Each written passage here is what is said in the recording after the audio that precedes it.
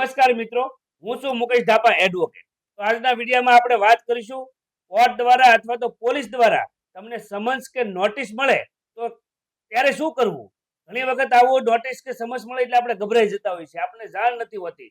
તો નોટિસ કોને કહેવાય અને સમન્સ કોને કહેવાય અને કયા વિભાગ દ્વારા તમને મળી છે અને એ મળે તો તમારે આગળ શું કરવું એ વિશે જો તમે જાણકારી મેળવવા માંગતા હોય તો આ વિડીયોમાં તમે અંત સુધી બની રહેજો.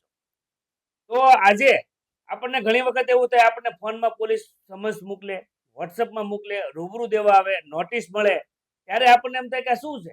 પહેલી વખત આપણે કોર્ટમાંથી આવું સમન્સ મળ્યું હોય તો આપણે ગભરાઈ જતા હોય છે. પોલીસના ફોન આવવાથી અથવા તો સમન્સ આવવાથી આપણે થોડાક અપસેટ થતા હોય છે. આપણા જાણકારમાં કોઈ નજીકના કોઈ વકીલ ન હોય ત્યારે આપણે ખૂબ હેરાન થતા હોઈએ અને આપણે ખોટી રીતે ટેન્શનમાં પણ આવી જતા હોય છે. તો આ સમન્સ શું છે અને નોટિસ શું છે એ વિશે વાત કરીએ.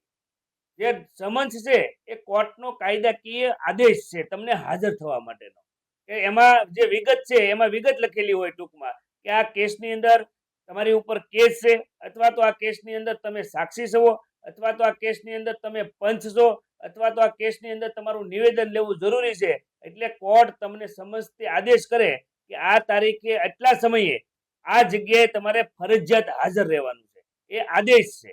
અને નોટિસ એટલે એ આદેશ નથી, પરંતુ એ તમને જાણ કરતી સૂચના છે કે તમારી ઉપર કે તમારા પક્ષે અથવા તો આ વ્યક્તિને આ પ્રકારની એની ઉપર કાર્યવાહી ચાલુ છે એમની તમને જાણ કરવામાં આવે છે. એમાં હાજર રહેવું એ ફરજિયાત નથી અને સમન્સની અંદર હાજર રહેવું એ કમ્પલસરી છે, એટલે ફરજિયાત છે.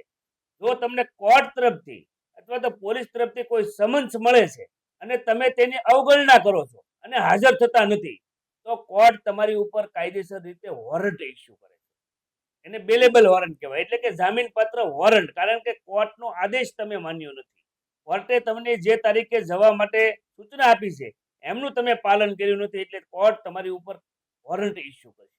જ્યારે નોટિસની અંદર તમને જે સમય કે તારીખ આપી છે ત્યાં તમે જતા નથી તો તમારી ઉપર કોઈ કાયદેસરની કાર્યવાહી કરતા નથી, પરંતુ જે પ્રકારની તમને જે નોટિસ આપી છે એ નોટિસ બાબતે તમારે જે કોઈ કહેવું હોય તો તમે કહેવા આવો. એની માટેની જે નોટિસ છે, જો તમે નથી કહેવા જતા તો તમારે કંઈ કેવું નથી એવું માનીને ત્યાં આગળની કાર્યવાહી થતી હોય છે.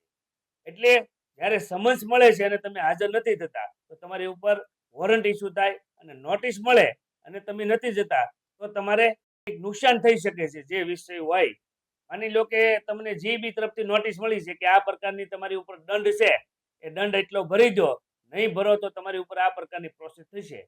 આવી નોટિસની તમે અવગણના કરો ને કંઈ ન કરો તો જીબી છે એ તમારી ઉપર કોર્ટની અંદર કેસ દાખલ કરતી હોય છે.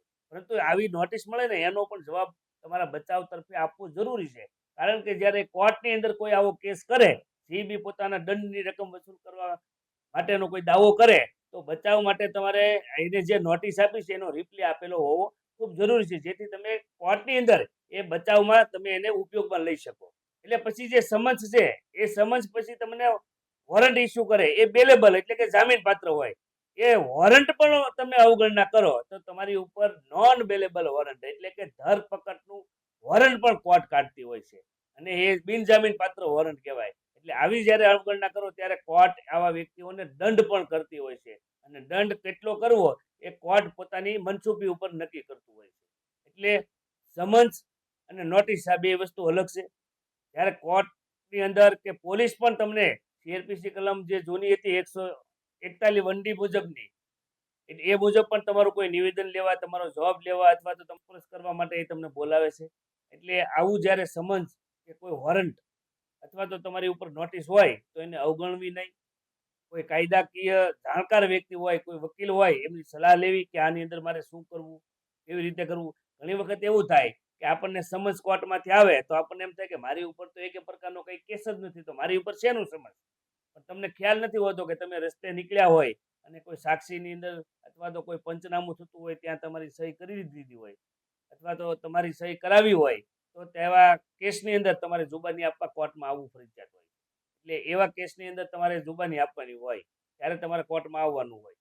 જો ન આવો તો તમારી ઉપર ઘણી બધી આફત આવી શકે અને કોર્ટની અંદર તમે મુશ્કેલીમાં મુકાઈ શકો. એટલે સમન્સ અને નોટિસ એનાથી કોઈ ડરવાની જરૂર નથી. એક માત્ર કોર્ટનો આદેશ છે અને કોર્ટની અંદર તમારો કોઈ પુરાવો આપવાની, જુબાની આપવાની જરૂરિયાત છે, અને કોર્ટની કેસની અંદર કેસના ગુણધર્મ અને ગુણદોષો જોવા માટે તમારી જુબાની જરૂરી હોય ત્યારે આવા નોટિસો નીકળતી હોય છે. અને સમન્સ જે છે એ જો જેની ઉપર કેસ હોય એને એક જ વખત સમન્સ મળે. એક સમન્સ મળે કે આ તારીખે તમારે હાજર રહેવાનું છે, પછી તમારે વકીલ રાખવાના હોય અને પછી તમારે દર તારીખે તમને કોર્ટમાંથી જ તારીખ મળતી હોય છે. એટલે તમે વચ્ચે તારીખ ચૂકી જાઓ અથવા તમારા વકીલ તમને તારીખ ન આપે તો ફરીવાર તમારે સમન્સ નથી આવતું, સીધું જ વોરંટ આવે છે. એટલે સમન્સ અને નોટિસ એ વસ્તુ છે એ સમજવાની વસ્તુ છે. એમાંથી ગભરાઈ જવાની કોઈ જરૂર નથી. માત્ર સમન્સ અને વોરંટની અંદર શું વિગત છે અને કયા સમયે મારે ત્યાં હાજર રહેવાનું છે. ઘણી વખત એવું બને કે આપણને સમન્સ આવ્યું છે અને પણ એ દિવસે આપણે અગત્યનું કામ છે. આપણા ઘરે એવો કોઈ ખાસ પ્રસંગ છે કે આપણે જઈ શકતા નથી. એવા સમયે તમે તમારા વકીલનો સંપર્ક કરી અને તેમની પાસે એક રિપોર્ટ મુકાવી શકો કે આ કારણે હું આજે કોર્ટમાં જુબાની આપવા અથવા તો મારો પુરાવો રજૂ કરવા આવી શકું તેમ નથી. તો ન્યાયના હિતમાં મને એક મુદત આપવા માટેની વિનંતી કરતો એક રિપોર્ટ છે એ કોર્ટમાં રજૂ કરવાનો હોય છે. એ વકીલ કરી શકતા હોય છે. એટલે આ સમન્સ અને આ નોટિસ આવો પ્રકારનો એમાં તફાવત હોય છે. એટલે આવું કોઈ પ્રકારનું તમારી પાસે સમન્સ કે નોટિસ આવે તો એમાં કોઈ ગભરાવાની જરૂર નથી. એમાં જે વિષય હોય એ તમારા કોઈ વકીલ હોય એમની સલાહ લઈ અને શાંતિથી આ પ્રશ્નનું તમે સોલ્યુશન લાવી.